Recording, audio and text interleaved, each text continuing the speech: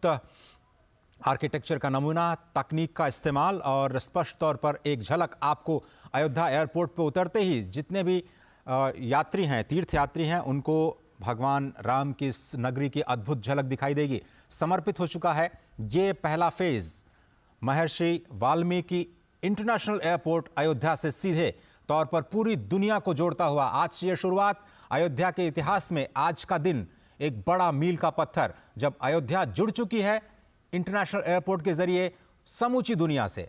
आज तो केवल शुरुआत है, पहले फेज की शुरुआत है। अश्विनी मिश्र हमारे साथ जुड़ चुके हैं। अश्विनी, अब ये जो नई शुरुआत है विकास यात्रा की, जिसका पहला फेज, पहला चरण आज राष्ट्र को समर्पित किया गया, ये सिर्फ शुरुआत है।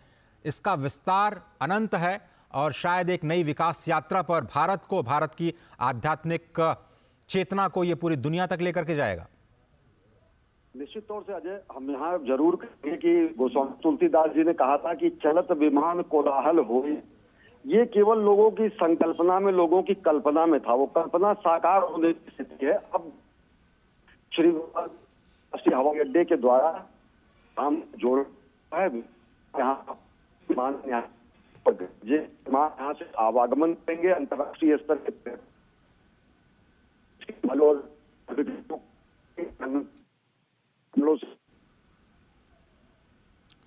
अश्विनी, आपकी आवाज मिलने में हमें थोड़ी सी दिक्कत हो रही है, हम आपसे संपर्क फिर से करने का प्रयास करते हैं। लेकिन आपको बताएं कि ये जो नया एयरपोर्ट है उत्तर भारत की नागर शैली में बनाया गया है। गुजरात के स्पेशल आर्किटेक्ट टीम के द्वारा इसका निर्माण किया गया है। अद्भुत संरचना इसकी, 7 शिखरों वाला ये एयरपोर्ट इस वक्त आप देख रहे हैं। नई तस्वीरें आपकी स्क्रीन पर, किस तरह से इसके विस्तार की योजना को अंजाम दिया गया। पहला फेज, दूसरा फेज कैसे 10 गुना बड़ा होगा, इसकी तैयारियां पूरी की जा चुकी हैं। नागरिक उड्डयन मंत्री इस वक्त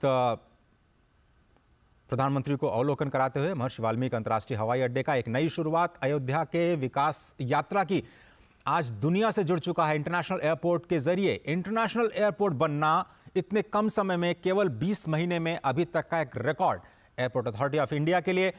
लेकिन यह सिर्फ एक एयरपोर्ट नहीं है, भारत की सांस्कृतिक चेतना का केंद्र बिंदु भी है। अगर ऐसा कहा जाए तो गलत नहीं होगा। पंचतत्व की पूरी अवधारणा इस पूरे टर्मिनल पर आपको दिखाई देती है। अगर शैली की बात करें तो उत्तर भारत की अद्भुत नागर शैली में मंदिर की संरचना में इस एयरपोर्ट का निर्माण किया गया है। एयरपोर्ट के सामने ही पहुंचते ही आपको विशाल तीर धनुष का एक म्यूरल दिखाई देगा, जो पराक्रम का प्रतीक, कर्म का प्रतीक। रघुवंश की परंपरा में, सूर्यवंश की परंपरा में सभी लोग पराक्रमी रहे, सभी लोग कर्म पे विश्वास करते रहे। त्याग और तपस्या जिनके जीवन का हिस्सा था, धनुष बाण उसी पराक्रम का प्रतीक, और उसको एक म्यूरल के रूप में महर्षि वाल्मीकि इंटरनेशनल हवाई अड्डे के ठीक सामने आप सभी के स्वागत के लिए ये म्यूरल। और नागर शैली में जो पंचतत्व की दैविक पट्टिका है, खंडिका पट्टिका है, द्वारपाल पट्टिका है, कमल दल पट्टिका है, ये पट्टिकाएं आपको भारत के अतीत में ले जाती हुई दिखाई देंगी। अश्विनी हमारे साथ जुड़े हुए हैं। अश्विनी, हम बात कर रहे थे कि ये सिर्फ अवसंरचना नहीं है, बुनियादी ढांचा नहीं है, ये विकास और विरासत को एक साथ साधने की नई कोशिश है।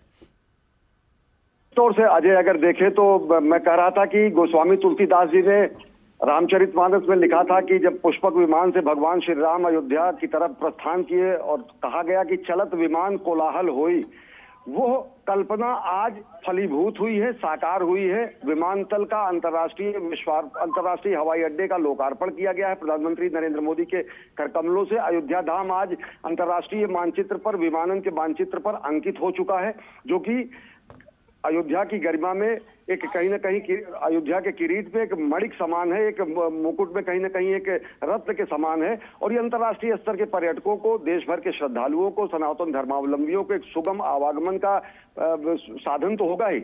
लेकिन हम एक बात जरूर कहेंगे, कहीं ना कहीं अंग्रेजों के जमाने में छोटी सी हवाई पट्टी बनाई गई थी जो कि निष्प्रयोज्य हो गई थी, और जहां पर गाय भैंस चरने के अलावा केवल बच्चे खेला कूदा करते थे, गुल्ली डंडा खेलते थे, या फिर कुछ सिरफिरे लोग मोटरसाइकिल से रेस किया करते थे। वो दौर गया, और यहीं जहां पर यह हवाई अड्डा है, यहीं से बगल बीकापुर में एक गांव में एक स्थान माना जाता है पौराणिक मान्यताओं के अनुसार कि पुष्पक विमान वहीं पर उतरा था। यानी कि जो हमारे त्रेता युग के बाद आज कलयुग में वह दिन आया है जब यहाँ पर विमान के आवागमन की सुविधा सभी लोगों को नागरिक उड्डयन के लिहाज से अगर देखें तो यहाँ पर लोगों को हासिल हो रही है। आमजन सुलभ तरीके से यहाँ से जुड़ सकेंगे और ये केवल एक हवाई अड्डा ही नहीं है। अगर देखें अजय तो पूरे पूर्वांचल के लिए और साथ ही साथ गोरखपुर में हवाई अड्डा है, लेकिन समूचे पूर्वांचल से अगर देखें तो बहुत बड़ी संख्या में लोग यहाँ से विदेश जाते हैं और खासकर खाड़ी देशों में जाते हैं। एक बार कभी लखनऊ से जब शारजाह की फ्लाइट शुरू हुई थी, इस क्षेत्र के लोगों में ऐसा उत्साह मचा था कि बहुत बड़ा काम हुआ। लेकिन अब जब अंतर्राष्ट्रीय हवाई अड्डा अयोध्या में ही होगा, 100-150 किलोमीटर की परिधि में होगा, तो कितनी बड़ी संख्या में लोग देश विदेश जाकर अपने जीविकोपार्जन के लिए और साथ ही साथ अन्य चीजों से जुड़ने के लिए आ सकेंगे। अयोध्या धाम के गौरव की पुनर्स्थापना में ये मददगार तो है ही, ये कहीं ना कहीं एक किरीट में कहीं ना कहीं शोभायमान तो है ही, लेकिन ये रोजगार के लिहाज से, स्वरोजगार के लिहाज से, आवागमन के लिहाज से, पूर्वांचल के क्षेत्र के विकास के लिहाज से ये बेहद मील का पत्थर साबित होगा तब जबकि लोग यहाँ पर जा सकेंगे। और सबसे बड़ी बात जो आपने कही कि इसका नागर शैली में किया गया जो अद्भुत वास्तु विन्यास है वो ये बताता है कि किस तरीके से भगवान श्री राम से जुड़े प्रतीकों को लोग यहाँ पर पहुंचकर हृदयंगम कर सकेंगे, आत्मसात कर सकेंगे, देख सकेंगे, परिचित हो सकेंगे। बहुत सारे लोग जो कि कहानियों में, कथाओं में भगवान श्री राम के अलग अलग रूपों को देखते थे, दरों दीवार यहाँ की अगर अयोध्या का कण-कण भगवान श्री राम को अभिव्यंजित करेगा तो इस नए विमानतल श्री अंतर्राष्ट्रीय हवाई अड्डे, वाल्मीकि अंतर्राष्ट्रीय हवाई अड्डे का विमानतल भगवान श्री राम से जुड़े हुए कथानकों के एक एक प्रसंगों को कहीं ना कहीं चित्रित करेगा।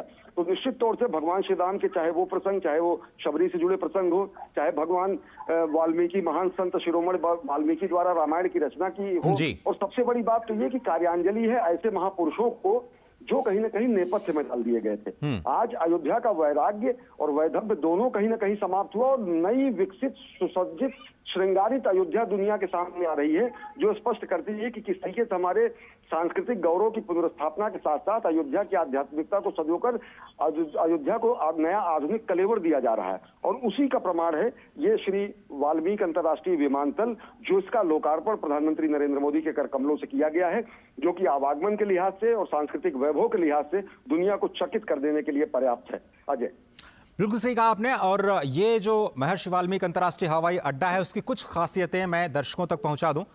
आर्किटेक्ट डिजाइन की बात करें तो इसको 4 स्टार रेटिंग दी गई है, one of the top ratings कही जा सकती है आर्किटेक्ट डिजाइन के लिए। ये पूरी की पूरी बिल्डिंग कार्बन न्यूट्रल है, यानी यहां पर जो तकनीक का इस्तेमाल किया गया है, प्रदूषण बिल्कुल जीरो के बराबर, जो लगातार जीरो वेस्ट की बात करते रहे हैं प्रधानमंत्री नरेंद्र मोदी, इस पूरी डिजाइन में, इस पूरे निर्माण में कार्बन न्यूट्रल रहने की कोशिश की गई, यानी प्रदूषण इससे पूरे निर्माण कार्य से बिल्कुल नहीं हुआ। पूरे 20 महीनों में इस बात का ख्याल रखा गया।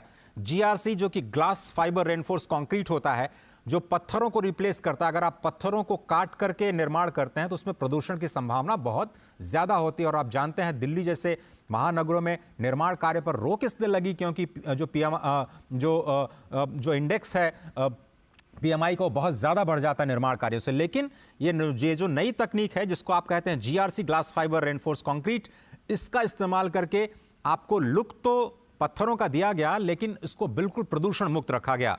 इसको साथ ही साथ पूरी बिल्डिंग को ग्रीन बिल्डिंग के तौर पर विकसित किया गया। और फर्स्ट फेज जिस तरह से हम कह रहे हैं कि सेकंड फेज में इसको 10 गुना बढ़ाया जाएगा। कुछ तस्वीरें आप देख रहे हैं जिसका जिक्र अश्विनी जी ने भी किया कि संपूर्ण रामायण को यहां पर म्यूरल्स के जरिए दिखाने की जो कोशिश है, इसके साथ साथ मधुबनी पेंटिंग के जरिए ये जो सारी की सारी सांस्कृतिक विरासत है हमारी, पूरी दुनिया तक लोगों को पहुंचाने की, और एक नए कलेवर में जो ये बन करके तैयार हुआ है जिसमें राम दरबार 3 फ्लोर पर बनाया गया है। मधुबनी पेंटिंग्स के जरिए राम विवाह की तस्वीरें पूरी दुनिया तक पहुंचाई जाएंगी। अश्विनी, 7 शिखरों पर ये पूरा का पूरा 7 स्तंभों पर ये पूरा जो विमानपत्तन बनाया गया है अंतर्राष्ट्रीय हवाई अड्डा, जो रामचरितमानस के 7 कांडों की ओर इशारा करते हैं जिसका जिक्र आपने किया था। निश्चित तौर से, और अगर देखें तो एक धनुष के आकार की प्रतिकृति जो कि हमारे पुरुषार्थ का प्रतीक है, जो कि बताती है परित्राणाय साधुनाम विनाशाय च दुष्कृताम, या फिर जिसी को कहा जाता है कि परहित सरस धर्म नहीं भाई, पर पीड़ा सम नहीं अधिमाई, जो कि हमारे समत्व का, हमारे ममत्व का, हमारे संस्कृति का पूरे दुनिया को बोध कराती है।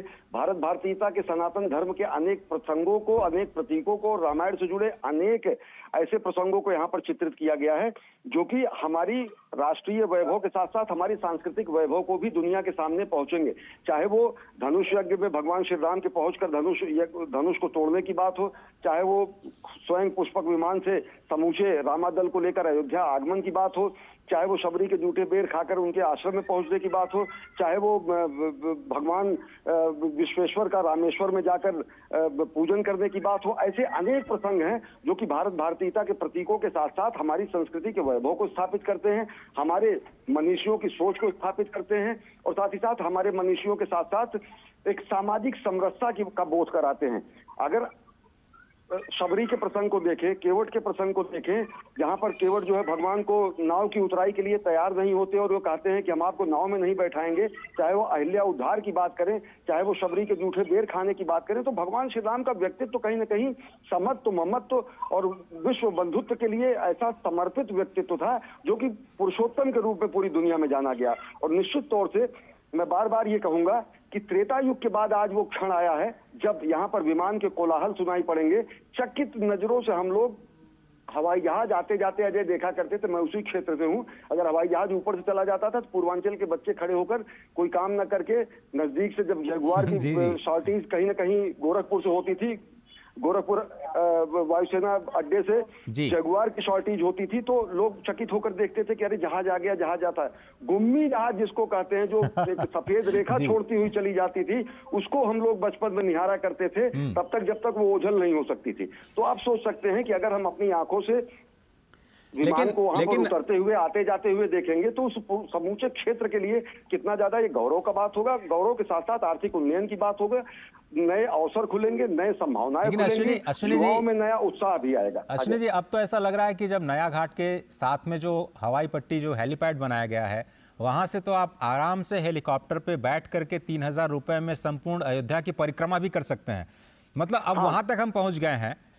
एयरपोर्ट तो बना ही है, लेकिन एयरपोर्ट के साथ साथ जो हेली टूरिज्म है और लगातार वहां पे बुकिंग आपको मिलेगी नहीं, इतनी ज़्यादा ज़बरदस्त उत्साह है लोगों में। जो आप जिक्र कर रहे थे कि बचपन में उड़ते हुए जहाज़ों को देख करके जो कौतूहल हुआ करता था, आज आम जनता की पहुंच में ये सारी सुविधाएं आ रही हैं। ये विकसित होते भारत की एक नई पहचान है, नए भारत की नई पहचान है। लेकिन फिर से मैं आप सभी को ये बताना चाहता हूं कि ये नया अंतर्राष्ट्रीय हवाई अड्डा जो कि अयोध्या में बनाया गया है, और अब तो 6 और या फिर ज़्यादा हवाई अड्डे, अंतर्राष्ट्रीय हवाई अड्डे उत्तर प्रदेश में हो चुके हैं। गोरखपुर का जिक्र अश्विनी जी ने किया, साथ ही काशी में नया हवाई अड्डा, साथ में आप प्रयागराज पहुंचिए, वहां से 80 किलोमीटर दूर एक और हवाई अड्डा, वहां से 200 किलोमीटर दूर करीब अयोध्या में फिर से एक नया हवाई अड्डा, लखनऊ वहां से 150-200 किलोमीटर 5वां, और अब तो एशिया के सबसे बड़े